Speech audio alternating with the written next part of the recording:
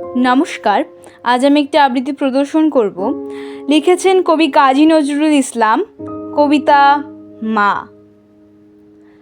যেখানেতে দেখি যাহা মায়ের মতন আহা, একটি কথায় এত সুধা মেশা নাই।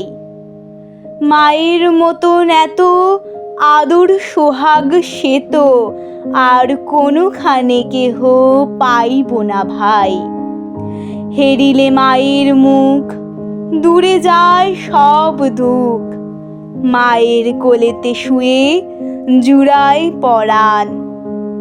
মায়ের শীতল কোলে সকল যাতনা ভোলে, কত না সোহাগে মাতা বুকটি ভরান।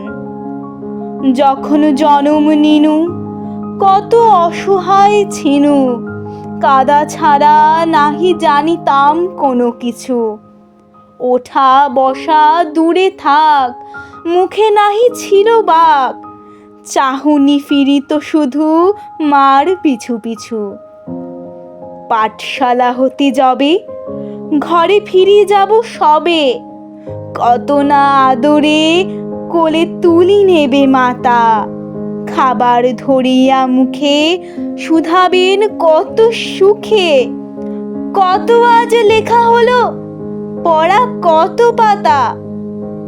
পড়ালেখা ভালো হলে দেখেছ সে কত ছলে ঘরে ঘরে মা আমার কত নাম করে।